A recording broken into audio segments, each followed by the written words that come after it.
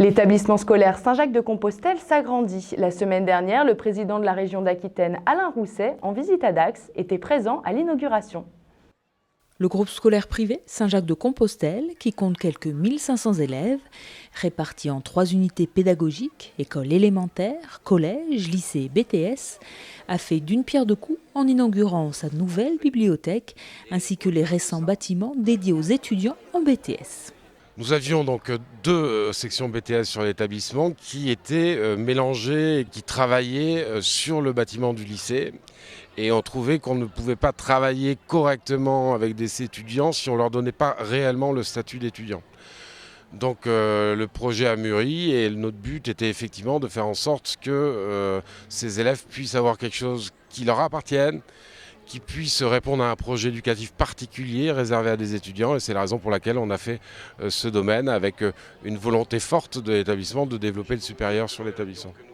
Plus de 100 jeunes en BTS négociations et relations clients ou en BTS services et prestations des secteurs sanitaires et social profitent de ces nouvelles installations qui comprennent une partie salle de classe et une partie logement permettant de créer un mini-campus facilitant ainsi les échanges entre les étudiants. Nous avons notre propre cadre et en parallèle, on avait aussi un projet qu'on a monté avec les NRC, donc c'est le BTS négociation relations clients. Et du coup, nous avons appris à nous connaître et nous étions qu'entre nous, donc ça a facilité le projet. Et, on a l'impression qu'on est un peu plus indépendant et on n'est pas gêné par les lycéens. Pour la réalisation de ce pôle BTS et la nouvelle bibliothèque, la région Aquitaine a versé près d'1 million d'euros. Enseignement public ou privé, le conseil régional investit pour l'éducation des élèves. Les enfants suivent le choix des parents. À partir de là, un jeune doit être inscrit dans un parcours de réussite. Et d'ailleurs, il y a souvent des passages entre le public et le privé.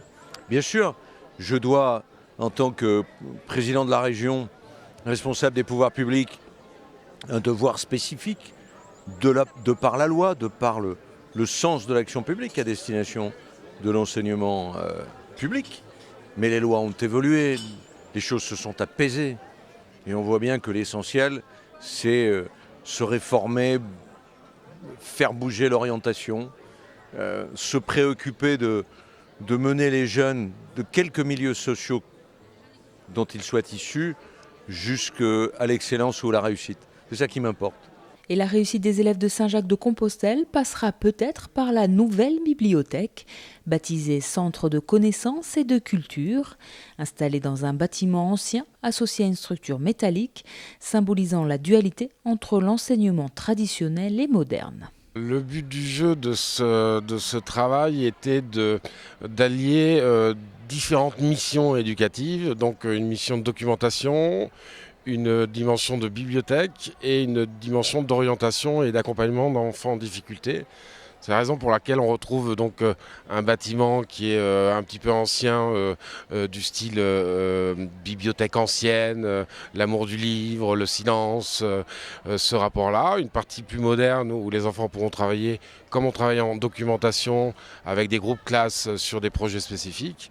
Et après des petites salles annexes qui sont satellites de ce bâtiment et qui permettront de travailler avec des élèves en difficulté ou des élèves qui ont besoin d'avoir un vrai projet d'orientation pour leur avenir. J'aime bien cette bibliothèque.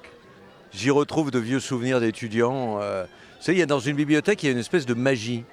La magie du livre, la magie de plonger dans la découverte de l'univers, le silence, le bruit des pages. Et je retrouve cette magie ici dans la bibliothèque de Saint-Jacques-de-Compostelle à Dax.